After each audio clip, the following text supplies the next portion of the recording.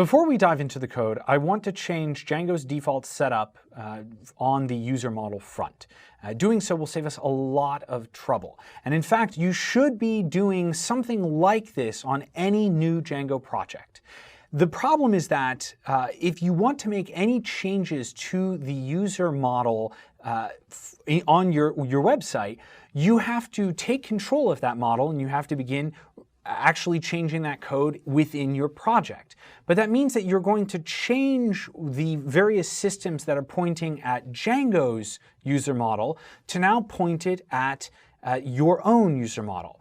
This is actually a really difficult process. And so if you look through Django's documentation, it generally recommends that for new projects, you go ahead and you just you change the setup and you control the user model by default. Now we're actually going to do that, but we're going to take it a step further. We're going to go ahead and we're going to use the Django improved user package to just take control of it and then tweak it a little bit. Notably, our user model is not going to have a username and then an email. We're just going to have an email. We're also going to move away from the first name, last name pattern. So Django's user model has a first name and a last name, and that makes a lot of sense for Western English countries. But the moment that you are dealing with even Spanish-speaking countries or any other sort of country that may not have a first name or a last name, you end up in real trouble because now you have to try and force people who don't have a first name, don't have a last name, into this sort of form where you have to have them fill this out. So some people have 3 names. There are some people who have legal names that are just 1 name. And so your first name, last name is going to make no sense for that. So that's the other place where Django Improved Model is going to help us, is that it has the idea of a full name and then a short name, which you can actually use optionally.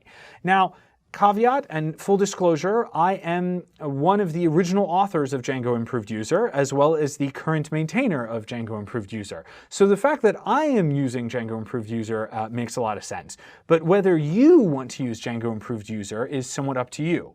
Now, if you go to the GitHub page and you slide down, you can read all about it by clicking on the project rationale to find out why myself and my co-author, Russell Keith McGee, decided to build this. And if you're interested in getting started, there's a whole bunch of quick start documentation.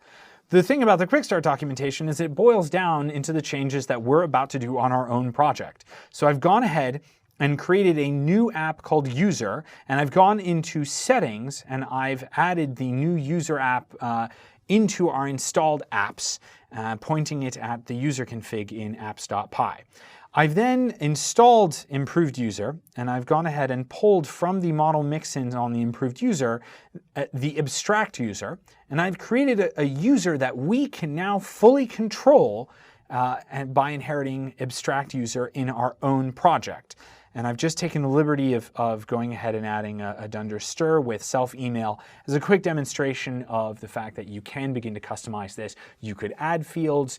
There's documentation if you don't want the whole abstract user on how you can sort of remove fields or rather inherit only the fields that you wish to inherit rather than all the fields that I think you might need. But I think you need it, and so here we are. This is what we're doing. Now, I mentioned the settings. Adding our new user app to installed apps is not the only setting that we want to change. We also wanted to tell Django that instead of using its own user model, we wanted to use our user model. And so that's what I'm doing here on line 89, as I've gone ahead and I've said, yes, the auth user model that I would like you to use throughout the website is user, and this is our user, and user, which is what we are seeing over here in models. And now, finally, because we have changed this default user, we will have to bring down our entire Docker system.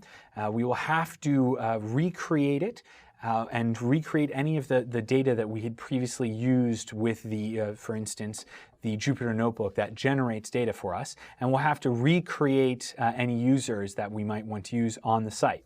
Finally, for the tests to pass, we have to change this, right? Previously, I was using the user model as given by Django, and so you can see I wrote a whole host of admin behavior tests for both the blog and for Organizer. And because we've switched over the user, I have to go ahead and replace them. What you're not seeing here is that if we had existing data, if we had all sorts of existing data that involved users, we would have to do a lot of work because this isn't technically a database migration. We're not sort of changing the Django user table. What we're doing is we're saying, oh no, there's a whole other table of data and we want to be using that for all sorts of stuff. And so foreign keys have to change. But again, it's not the data to the foreign key that is changing, it's the very nature of the foreign key, and it can be very tricky to shift that over. So when starting a new project, even if it isn't the Django improved user, I would highly recommend that you create your own user app and that you go through and you create your own user model so that in the event that you need to change in the long run, you can go ahead and you can do so.